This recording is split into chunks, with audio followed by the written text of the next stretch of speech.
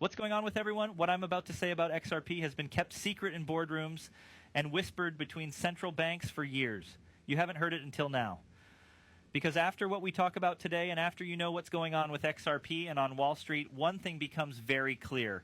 The institutional age of XRP is not coming. It has already started. And you'll never fully understand how deep this goes if you miss the next 10 to 15 minutes.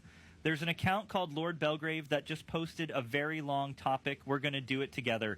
As we talk, I want you to keep each name in mind and think about whether or not that person has worked with Ripple, because you'll see how everything fits together in the end.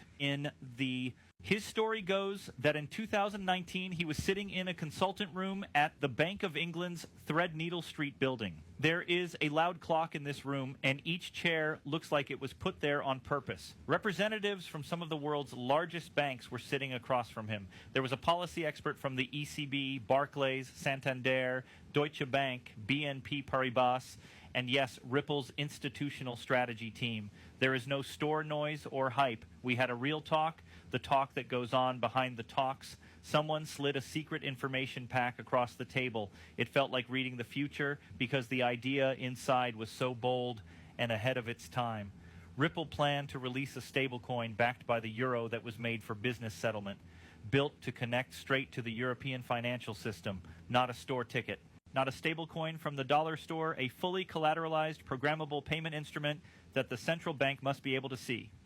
Built to work with the XRP system directly. The room changed as soon as those words were said. The finance team at Deutsche Bank started running liquidity compression models right away.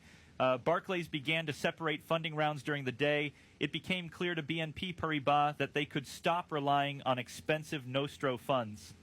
And the person from the ECB, he was already making plans for how to make Target 2 and the future structure of digital currencies issued by central banks work together.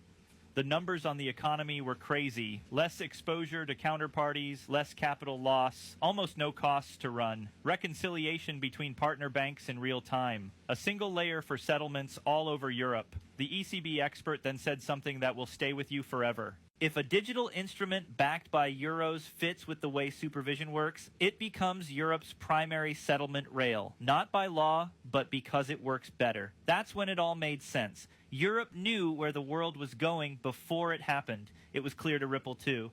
And today, Wall Street is finally waking up to the same truth for the first time. Before we go any further, this is why placement is so important. Not when NPR tells you to. Not when everyone is on the same page. Keep going, because this is where things really start to get tough. And fund manager worth $1.5 trillion named Franklin Templeton